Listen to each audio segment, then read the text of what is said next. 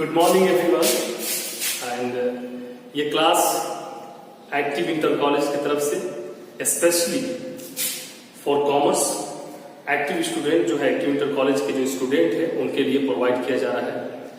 तो आज हम जो टॉपिक लेकर के आए हैं, जो आप लोग 11 में पढ़ चुके हैं और लॉकडाउन की वजह कर जो कॉलेज बंद रहा और अभी लगातार कब तक बंद रहेगा कहना मुश्किल है, इसकी वजह से वीडियो बनाना अनिवार्य है। आप लोग वीडियो के माध्यम से सारे लोग जितने कॉमर्स के स्टूडेंट हैं एक्टिव इंटर कॉलेज के वो लोग पढ़ने का प्रयास करें। हम लगातार कोशिश करेंगे कि आपको वीडियो बनाकर दिया जा सके। देखिए, सबसे पहले हम जो स्टार्ट कर रहे हैं, आप लोगों ने जो 11 में पढ़ा था, जो हम लोगों ने एंड किया था 11 में, वो यहाँ पे क्या था फाइनल अकाउंट में, जहां पे हम लोगों ने जाना था कि फाइनल अकाउंट में trading account, profit and loss account and balance sheet बनाया जाता है। तो स्पेशली हम प्रॉफिट एंड लॉस को लेंगे कि प्रॉफिट एंड लॉस अकाउंट जैसे हम जानते हैं कि किसी भी बिजनेस के लिए, किसी भी कंपनी के लिए या किसी भी लाभ हानि को जानने के लिए, किसी भी संस्था के लाभ हानि को जानने के लिए प्रॉफिट एंड लॉस अकाउंट बनाया जाता है। तो प्रॉफिट एंड लॉस अकाउंट से हमको पता चलता है कि इस साल का क्या प्रॉफिट हुआ और क्या लॉस हुआ, इस चीज को जानना जरूरी होता है। तो हम ये जानते हैं कि प्रॉफिट एंड लॉस अकाउंट जो है वो किस तरीके से बनाया जाता है। तो जानते हैं हम लोग debit all expenses and losses, credit all income and gain. तो जो भी हमारे पास जो एक्सपेंस है, जो भी लॉस है, वो उसको हम डेबिट साइड में लेकर आते थे, ठीक है।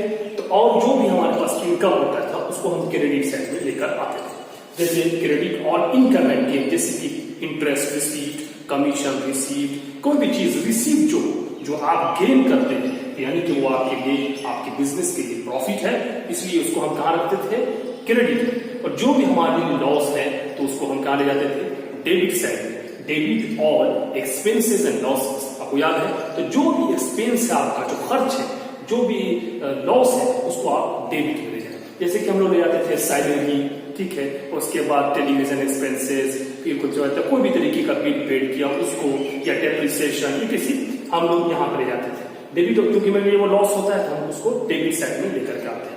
जैसे commission receive, rent receive, interest receive, कोई भी चीज जब रिसीव होता है तो बिजनेस के लिए इनकम होता है तो उसको हम क्रेडिट साइड में लेकर आते हैं। तो जब हम इतना करते हैं, जब अगर क्रेडिट पक्ष मेरा ज्यादा होता है और डेबिट पक्ष मेरा कम होता है, जब हम इसको घटाते हैं जो बचता है वो होता है नेट प्रॉफिट। अगर डेबिट पक्ष मेरा ज्यादा है और क्रेडिट पक्ष मेरा कम है, फिर जो हम घटाते हैं और जो बैलेंस बचता है वो होता है नेट लॉस। तो इतना दिन तक हम लोग जानते थे कि यहाँ पे ये चीज बनाया जाता है, लेकिन अब स्पेशली हम लोग सेकेंड ईयर के सिलेबस को पढ़ेंगे तो सेकेंड ईयर के सिलेबस में पहले आता है फर्म, पार्टनरशिप फर्म। तो पार्टनरशिप फर्म जो पहले आता है, तो पार्टनरशिप फर्म क्या होता है कि जहां पे एक से ज्यादातर लोग मिल करके पार्टनरशिप में बिजनेस करते हैं। तो एक से ज्यादातर लोग जहां पे रहेंगे, बिजनेस करेंगे, एक से अधिक लोग अगर हो गए उस बिजनेस में, तो कोई भी चीज एक से अधिक होने पर उनको एग्रीमेंट में करना ज्यादा बेहतर होता है। तो जैसे क्योंकि कोई पार्टनर किसी वक्त भी बदल सकता है, या वो अपने स्टेटमेंट को बदल सकता है, या आदमी कैपिटल 10 लाख लगाया, बोला हमने 20 लाख लगाया था, वो तरीके का समस्या आ सकता है। तो पार्टनरशिप में सबसे पहले हम क्या करते हैं, पार्टनरशिप डीड में एवरीथिंग, एवरी डिटेल्स जो होता है पार्टनरशिप डीड में हम लिखते हैं। जैसे मान लिया जाए कि आप जो चीज को फर्म, जैसे A B and C, A B and C are partner, ठीक है। अगर ए बी सी पार्टनर है तो ए बी सी पार्टनर है तो उसको हम लिखेंगे कि कौन कौन पार्टनर है, उसके एड्रेसेस क्या है। कोई जरूरी नहीं है कि सब पार्टनर एक ही जगह का हो। कोई आदमी, अगर हम लोग दोस्त हैं, 4 दोस्त हैं, तो कोई दोस्त हमारा पटना का भी हो सकता है, कोई हजारीबाग का हो सकता है, कोई रांची का हो सकता है। हम लोग में बहुत अच्छा अंडरस्टैंडिंग है, तो हम लोगों ने सोचा कि हम लोग एक बिजनेस करते हैं, हम लोग कुछ कैपिटल कंट्रीब्यूट करते हैं और बिजनेस करते हैं, तो उसको एग्रीमेंट में लिखना है ना, और उसके एड्रेस को मेंशन करना। तो सबसे पहले आपको डीड में क्या लेना पड़ता है, name and address of the firm. सबसे पहले कि हम लोग जो बिजनेस करेंगे वो उसका कहां पे करेंगे, किस जगह पे करेंगे। जैसे आपने पढ़ा होगा बिजनेस स्टडी में सबसे पहले कि प्लानिंग में जो आता है, प्लानिंग में सबसे पहले क्या आता है बिजनेस के अंदर कि क्या करना है, ठीक है, क्या करना है, कैसे करना है, कहां करना है, what is to be done, how it is to be done and where is to be done, है ना। जो बिजनेस के अंदर सबसे पहले यह फैसला लिया जाता है कि कहां करना है, क्या करना है और कैसे करना है। तो ये सारी चीज को, तो उसी उसी में ये भी चीज इंपॉर्टेंट है, जैसे पार्टनरशिप फर्म है, फर्म चल रहा है, ठीक है, चलेगा, तो भाई कौन कौन है, तो ए है, बी है और सी है, 3 पार्टनर है, A B C are partner in a firm, sharing profit ratio अगर देखेंगे तो एक name and address of the firm का नाम क्या है, एड्रेस क्या है, कहां पे चलेगा, name and address of the partners, ए कहां से बिलोंग करता है, बी कहां से बिलोंग करता है और सी कहां से बिलोंग करता है, तो आधार कार्ड में है ना, तो आधार कार्ड से पता चल जाएगा। वही चीज है, name and address of the partners, कौन पार्टनर कहां का रहने वाला है, should be mention the partnership detail, partnership detail में लिखा होना चाहिए। अब मान लीजिए कि ए की हैसियत है कि वो 5 लाख बिजनेस में लगा सकता है, बी की हैसियत है कि वो 3 लाख लगा सकता है और सी की हैसियत है कि वो 2 लाख लगा सकता है, तो भाई अलग अलग कैपिटल इन लोगों ने कॉन्ट्रीब्यूट किया, तो everything should be recorded in the partnership deed, capital contributed by each partner, कि फर्म में कौन पार्टनर कितना पैसा लगा रहा है वो मेंशन होना चाहिए पार्टनरशिप डीड में। फिर प्रॉफिट शेयरिंग रेशियो क्या होगा, प्रॉफिट शेयरिंग रेशियो पार्टनर्स का क्या होगा, क्या डिसाइड किया हम लोगों ने, उसके अनुसार इस डीड में लिखा होना चाहिए। उसके बाद ये भी कंडीशन लिखा होना चाहिए कि इमरजेंसी के केस में ए बी या सी किसी भी हाल में 1 साल में कितना पैसा बिजनेस से निकाल सकता है, इमरजेंसी पे, है ना, how much withdraw by the partner, कितना निकाल सकता है वो भी लिखा होना चाहिए कि 6000 से ज्यादा कोई पार्टनर बिजनेस से नहीं निकाल सकता, ठीक है। इंटरेस्ट ऑन कैपिटल, जो कैपिटल ए बी सी ने बिजनेस में लगाया है उस पे इंटरेस्ट फर्म के द्वारा पार्टनर को कितना दिया जाएगा, interest on capital should be recorded in the partnership deed, ये डीड में मेंशन होना चाहिए कि 6% की या 10% की या 5% की, ये जो भी हो, कुछ भी हो सकता है, should be recorded in the partnership deed, ये डीड में लिखा हुआ होना चाहिए, ठीक है। उसके बाद इंटरेस्ट ऑन ड्रॉइंग, जो पार्टनर पैसा निकालेगा, आपने देखा यहाँ पे कि विड्रॉ करेगा पार्टनर, इमरजेंसी में कर सकता है, अगर वो डीड में लिखा हुआ है तो कितना कर सकता है, और उस पर इंटरेस्ट फर्म कितना चार्ज करेगा, उस पे फर्म कितना इंटरेस्ट चार्ज करेगा, 5% या 6% या 7%, ये कुछ भी हो सकता है, तो ये कितना चार्ज करेगा ये लिखा हुआ होना चाहिए। तो इसको हमने देखा कि ये चीज, इतना सारी चीज जो है वो इसमें पार्टनरशिप डीड में लिखा हुआ होना जरूरी है, इसको नोट करेंगे। हाँ चलते हैं, तो अब आते हैं पार्टनरशिप फर्म। जो पार्टनरशिप फर्म हमने जो देखा कि अभी पार्टनरशिप फर्म के बारे में हम बात कर रहे थे, तो एट द टाइम ऑफ जो इसका फाइनलाइजेशन होता है, हमने आपको बताया कि प्रॉफिट एंड लॉस अकाउंट जो हम लोग बनाते थे उसमें प्रॉफिट पता तो चल जाता था कि नेट प्रॉफिट इस साल का क्या है, नेट लॉस इस साल का क्या है, लेकिन आपने कभी प्रॉफिट एंड लॉस अकाउंट में ये देखा कि प्रॉफिट बढ़ रहा हो, क्योंकि बढ़ेगा भाई, जब उसमें पार्टनर ही नहीं है तो बढ़ेगा किसमें, है ना। तो स्पेशली पार्टनरशिप में हम क्या करते हैं कि एक अकाउंट बनाते हैं जिसका नाम है profit and loss appropriation account, appropriation account, इसका नाम है profit and loss appropriation account. अब आपको पता होना चाहिए, ये जो हम लोग पढ़ते थे प्रॉफिट एंड लॉस अकाउंट, इसमें तो नेट प्रॉफिट और नेट लॉस हमको पता चल जाता था, लेकिन बढ़ता नहीं था, प्रॉफिट बढ़ता नहीं था, क्योंकि भाई उसमें पार्टनर का कोई वजूद नहीं था।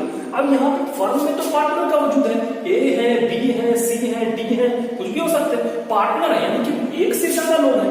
अब एक से ज्यादा लोग हैं तो उसमें तो प्रॉफिट या लॉस तो बढ़ेगा ही ना, तो दैट इसी वजह का profit and loss appropriation account बनाया जाता है।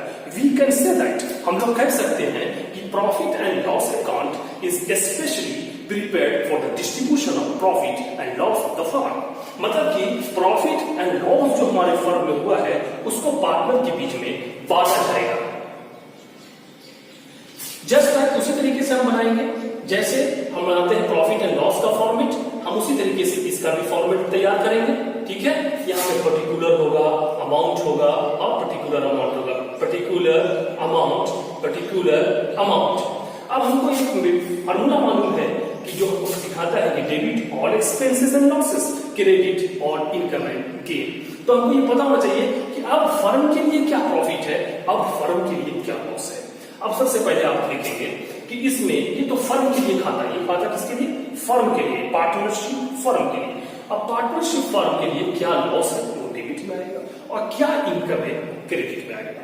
अब जैसे हम देखते हैं कि अभी हमने पढ़ा पार्टनरशिप डीड में कि interest on capital should be recorded in the partnership deed. तो पार्टनरशिप डीड में अगर दिया हुआ है कि इंटरेस्ट ऑन कैपिटल 6% है और कैपिटल जो है पार्टनर्स का मान लिया कि ए, बी और सी है, इसने लगाया 1 लाख रुपया और इसने लगाया 50,000 रुपया और इसने लगाया 20,000 रुपया।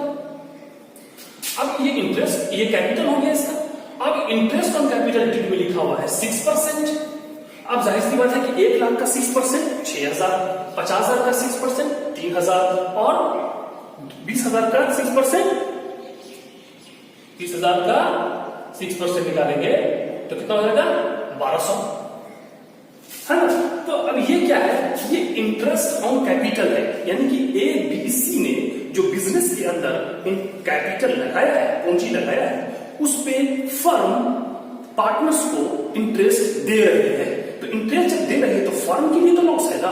तो यहां पे लिखेंगे debit all expenses and losses, लिखेंगे to interest on capital A B and C. A का कितना है भाई 1 लाख, बी का 50,000 और सी का 20,000। इंटरेस्ट ऑन कैपिटल चार्ज करता है 6%। अब हम देखेंगे कि 6% कितना हो जाएगा इसका भाई 6,000, इसका कितना हो जाएगा 6%, 6 30 3,000 और इसका कितना हो जाएगा भाई 1,200।